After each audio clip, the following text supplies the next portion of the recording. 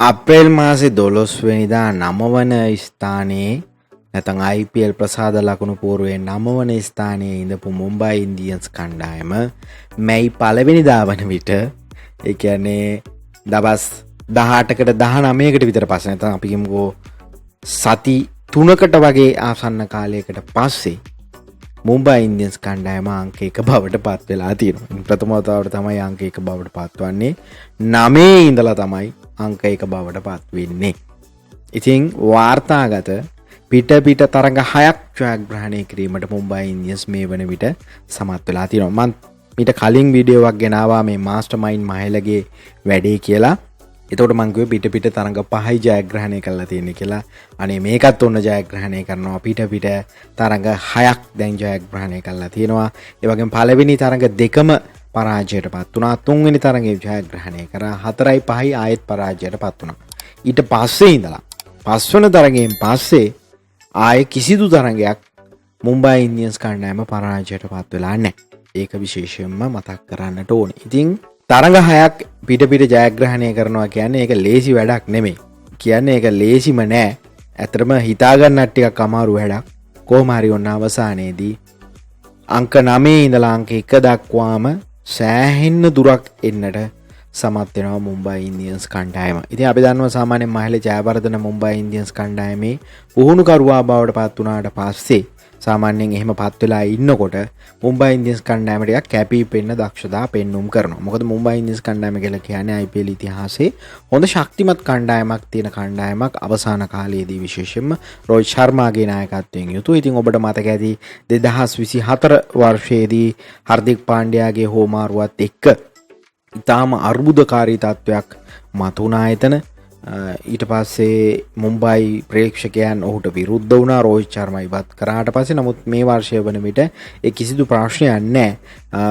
හර්දික් පාණ්ඩයාගේ නායකත්වයට කැපී පෙනෙන විදිහට ඉහළට ඇවිල්ලා තියෙනවා කියලාත් පේන්න තියෙනවා. ඒ වගේම මට මතකයි මාධ්‍ය හමුවේ තරඟයේ වීරයා බවට පත් වෙච්ච රෙකල්ටන් කිව්වා think tank එක සම්බන්ධයෙන් අති විශේෂ සුපිරි think tank එකක් තමයි මුම්බයි ඉන්දියන්ස් රටේ ඉන්නේ කියලා ඔහු මතක් කරා. ඉතින් අපි දන්නවා එතකොට මහේල ජයවර්ධන අනිවාර්යයෙන්ම මේකේ ඉන්නවා. ඒ වගේම ලසිත් මාලිංග ඉන්නවා. ඉතින් මේ අය තමයි මේ සැලසුම් කරලා අවසාන තරඟ 6 පිට ජයග්‍රහණය කරන තැනට මේක ප්‍රෙඩකයන්ගේ ඔලු හදන්නට ඇත්තේ කියලා අපිට විශ්වාස කරන්න පුළුවන්.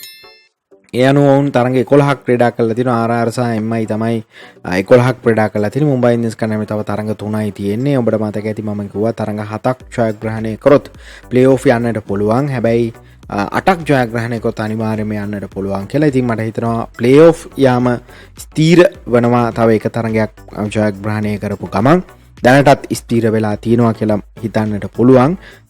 නමුත් ඉතින් අපි දන්නේ ඉස්සරහ තරඟයේ මෙහෙ වුණොත් පොඩි වෙනස්කම් වෙන්නට පුළුවන් නිසා.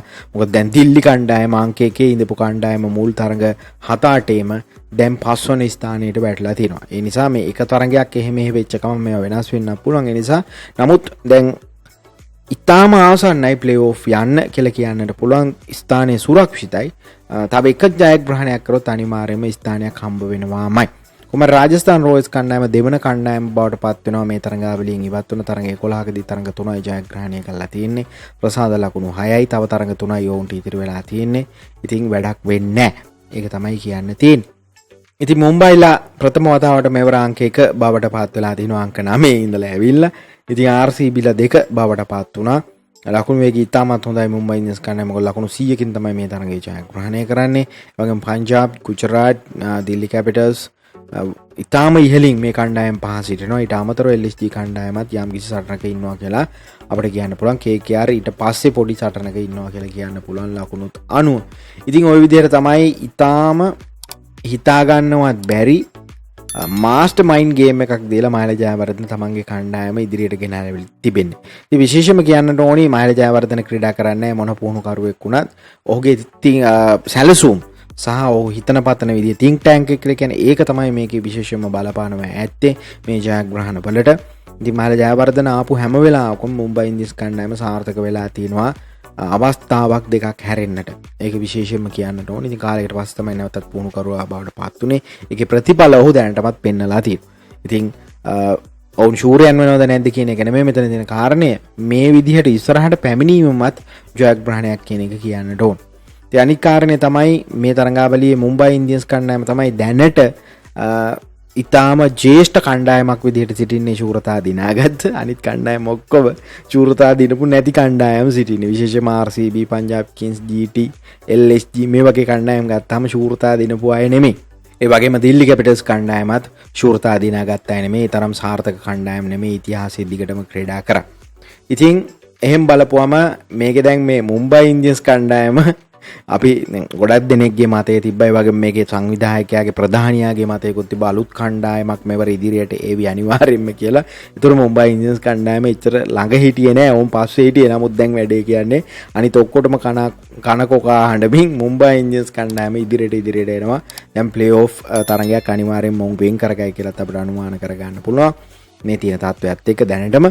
ඉතින් RCB, Punjab kings, Gujarat, Delhi capitals, Lucknow super giants කියන කණ්ඩායම් පහටම ඇණයක් බවට මේ මුම්බයි ඉන්දියන්ස් පත් වේවි. මොකද අවස්ථා පහකදී ශූරතා පහක් ජයග්‍රහණය කළා තියෙනවා. වැඩි හරියක් මහල ජයවර්ධන තමයි පුහුණුකරුවා බවට පත් වෙලා හිටියේ ශූරතා ජයග්‍රහණය කරනකොට. ඒක කියන්නට ඕන. ඉතින් මාස්ටර් මයින්ඩ් එක ඔහුගේ කියන එක අනිවාර්යෙන් කියන්න ඕනේ. මොකද මේ වගේ කණ්ඩායමක් හම්බුනාම ඒක තමයි මේ කියන්නේ කාරණය. මේ වගේ හොඳ කණ්ඩායමක් හම්බුනාම පුහුණුකරුවෙක් කියලා කියන්නේ අනිවාර්යයෙන්ම කළමනාකරුවෙක්. ඔහුට තියෙන්නේ පොඩි කළමනාකරන උපක්‍රම කියලා දෙන්න විතරයි. මේ හොඳම ක්‍රීඩකයෝ ලෝකයේ ඉන්න ඔවුන් ගානට වැඩේ සැලසුම් කරනවා. ඉතින් හර්දික් පාණ්ඩයාගේ නායකත්වය මේ පාර කැපී පෙනෙන විදිහට පෙනෙන්නට තිබෙනවා. GT කණ්ඩායමෙන් ඉවත් වුණාට පස්සේ එහිදීත් හොඳ නායකත්වයක් දරුවා. නැවත ඒක ඇවිල්ලා තිනවා කියලා පේන්න තියෙනවා. පීඩනයක් නැති නිසා වෙන්නට පුළුවන් මේවර. ඉතින් විශේෂයෙන්ම ගත්තාම මේ रोहित शर्मा, सूर्य कुमार, हार्दिक पांड्या, बुमराह වගේ සුපිරි ක්‍රීඩකයෝ මේ මුම්බයි ඉන්දියන්ස් කණ්ඩායමේ සිටිනවා. ඊට අමතරව ගත්තාම තිලක් වර්මා වගේ තරුණ ක්‍රීඩකයෝ, ඒ වගේම දීපක් චහර් වගේ IPL සෑහෙන්න මේ අත්දැකීම් තියෙන ක්‍රීඩකයෝ, ට්‍රෙන්ට් බෝල් වගේ ලෝකයේ ඉහළම ක්‍රීඩකයෝ. ඉතින් මේ පාර හොඳ කම්බිනේෂන් එකක් මොවුන්ට හම්බ වෙලා තියෙනවා. ඉතින් ඒකෙන් අවසානයේදී උන් ප්‍රයෝජන ගත්තා කියන එක තමයි පේන්නේ. ඉතින් මහලට ලොකු දේවල් කරන්න මෙතන නෑ. ඉන්දියාවේ අනිකුත් ක්‍රීඩකයෝත් ඔක්කොම ගත්තාම ඉතාමත් හොඳ ක්‍රීඩකයෝ, ජේෂ්ඨ ක්‍රීඩකයෝ, අධ්‍යක්ෂින් බහුල ක්‍රීඩකයෝ ඉන්නේ. ඉතින් ඔහුට පොඩි කළමනාකරණයක් විතරයි කරන්න තියෙන්නේ. ඉතින් think tank එක සම්බන්ධයෙන් රිකල්ටන් කියපු නිසා ඒක ඔප්පු වෙනවා කියන එකත් කියන්නට ඕනේ. ඉතින් විශේෂම ලසිත් මාලිංග සහ මහල ජයවර්ධන දෙන්නම ඉන්නවා කියන්නේ ඒ කණ්ඩායමට සෑහෙන ලොකු වාසියක් බවට පත් වේ. ඉතින් මුම්බයි ඉන්දියන්ස් කණ්ඩායම දැවැන්ත ලකුණු 217ක් ලබා ගන්නවා. රිකල්ටන් 38කට 61ක්, රෝහිත් ශර්මා 36කට 53ක්, සූර්යා 23කට 48ක්, පාණ්ඩයා 23කට 48ක් සමානවම ගහලා තිනවා. ඉතින් පිළිතුරු විදිහට ලබා ගත්තේ ලකුණු 117ක් විතරයි. ඉතින් වැඩිම ලකුණු 30 ආහච ලබාගෙන තියෙන පන්දු 27කින්. අනිත් ඔක්කොම 20කට පහලින් ඉන්නේ. ඉතින් මයිස් තීක්ෂණ මේක ක්‍රීඩා කරා කියන්නට ඕනි. මයිස් තීක්ෂණ තුන්වන පන්දු යවන්නා විදිහට පන්දු වල පන්දු 4යි ලකුණු 47කට එක කඩුල 11.7යි ගානේ. වනිදු හසරංග මේ ක්‍රීඩා කරේ නැහැ. මයිස් තීක්ෂණ පිටින් සාර්ථක වුණේ නැහැ. ඒකත් කියන්න ඕනි. ඉතින් රිකල්ටන් තමයි තරඟයේ වීරයා බවට පාත් උනේ. ඉතින් අනිත් කාරණේ තමයි මේක කියන්නට තියෙන්නේ මුම්බයි ඉන්දියන්ස් කණ්ඩායම ලකුණු 100ක දැවැන්ත ජයග්‍රහණයක් ලබන්නේ පන්දු 16ක පන්දුවක් යවලා. ඒ අනුව තමයි ධන 1.274ක හොඳ වේගයක් ඔවුන්ට ලැබෙන්නේ. රාජස්ථාන්ලා ලැල්ලටම වැටෙනවා. ඔවුන් 8 වන ස්ථානයට දැන් වැටලා තිනවා. තරඟ 11කින් තරඟ 3යි ජයග්‍රහණය කළා තියෙන්නේ. ඉතින් මේ දෙවෙනිදා GT සහ SRH අතර තරඟයක් තියෙනවා. ඉතාම වැදගත් ගුජරාට් කණ්ඩායමට. ගුජරාට් කණ්ඩායම මේක ජයග්‍රහණය කරොත් ඔවුනුත් 14ක් බවට පත් වෙයි. හැබැයි පරාජයට පත් වුණොත් යට සිටින කණ්ඩායමකට සෑහෙන වාසියක් එනවා. LSG ලට, KKR ලට. ඒක කියන්නට ඕන.